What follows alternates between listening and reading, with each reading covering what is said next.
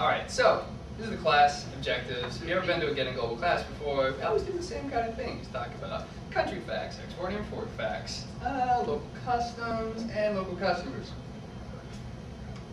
which is what we're going to do today. Name some pictures to jog your memory, but what do you normally think of when I say Spain or España? I want to be sexy about it. Running on a boat. Sangria, yes. Paella. Paella too, right? Sangria is wine punch, right? Got some fruit in there, kind of nice.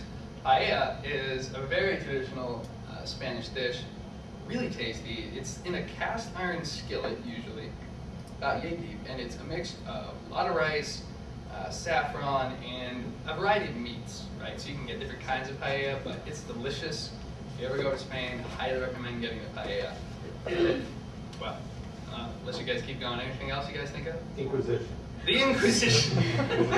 Nobody expects the Spanish Inquisition. Let's talk about it. Yeah, we'll get there. Conquistadors. What? Conquistadors? Conquistadors. Yeah, maybe some bad memories of Spain. Depends what part of the world. Yeah, running the bowls. Everyone doing something Sherry. insane. Huh? Sherry? Or wait, what's the big bowl? The black bowl? Oh, that's put up like. Yeah, everywhere.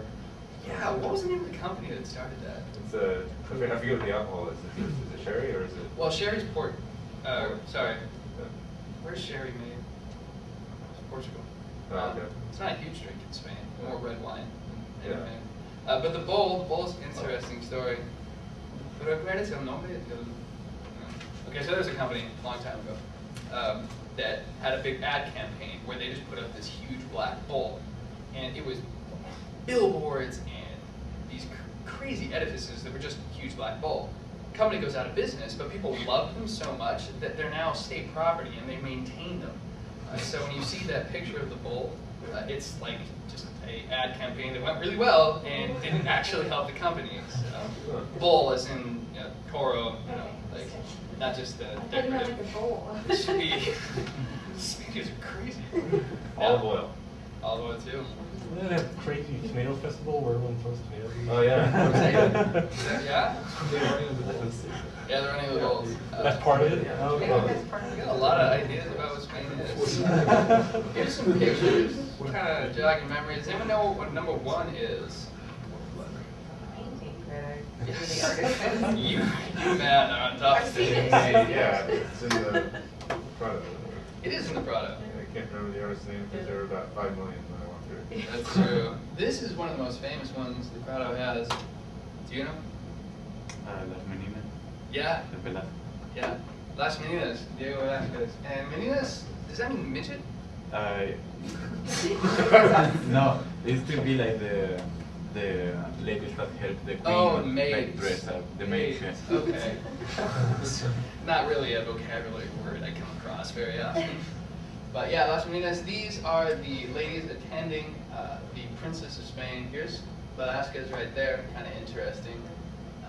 And I guess in this picture, he is supposed to be painting the royal family, and you can see him in a mirror back there. So, famous painting. If you go to a Prado, you can see it there, and it's gorgeous. Does anyone know what number 2 is? Definitely is wine. Cave. And it's kind of a cave. Does anyone know what that's called? Catacomb. No, that's where they put the dead people. So this is called a bodega. A bodega in New York, a bodega might be a shady establishment where you buy fast, convenience items. In Spain, bodegas are places where they used to store wine. So kind of like living in the Shire in Tolkien, they would dig holes into the sides of hills and then have little smokestacks coming out of them. And they're huge, as you can see. This one goes back a long ways. Originally used for storing wine. Nowadays, a lot of people turn them into great restaurants. So highly recommend going in there if you get the chance. Bring a jacket, it gets kind of cold because you're in a cave. But they're gorgeous, and they have huge vaulted ceilings for proper ventilation for the wine. And great. You'll spend 3 hours, give or take, eating in there and drink a lot of wine, which you should have your buddy drive, if he doesn't know about this, so give him the keys. It's definitely worth going to check out. Number 3 should be pretty obvious, bullfighter.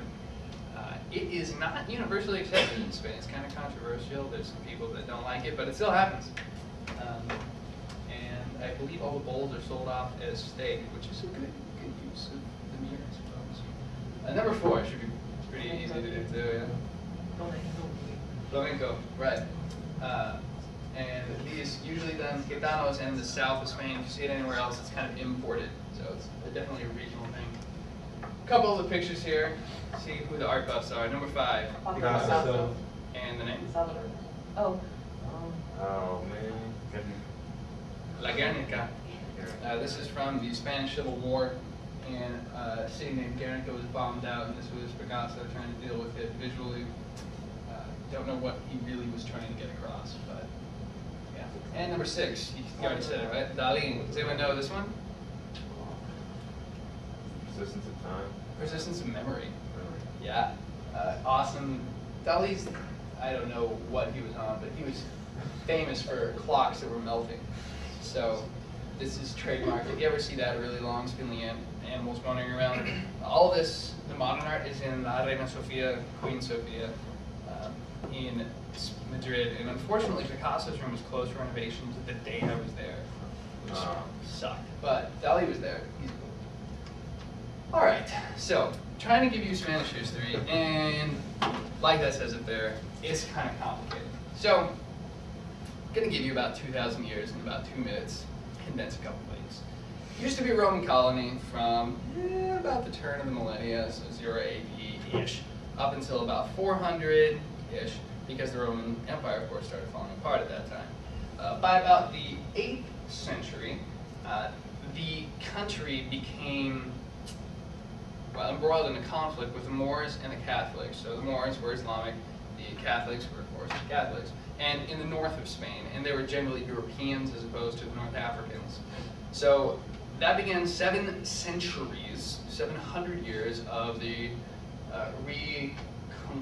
reconquista, I don't know how to say it, reconquest, there it is, of Spain, where the Catholics kept taking more and more of the country. And eventually, in 1492, they sacked Granada, which was the last Moorish holdout in Spain.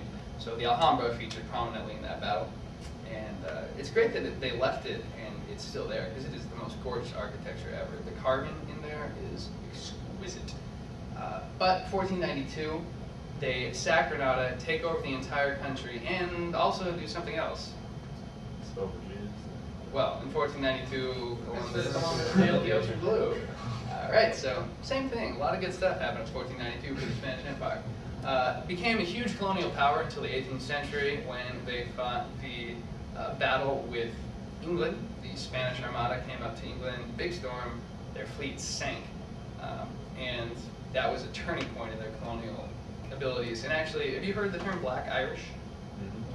So the Black Irish came from the Spanish Armada sinking, where a lot of Spanish sailors made it to Ireland and ended up intermarrying there. So the darker skin tones or hair came from that. Interesting little notes. So 19th century, Spanish Civil War happens, and Franco eventually comes to power, 1939 to 75. So Spain has only been a democracy for 33 years, 34 years. So I can point that out. It hasn't really been a free country for a long time. And of course, Franco was kind of fascist, so things weren't great. But now, thriving democracy, and you can see one of the 8th largest economies in the world, so made a huge turnaround.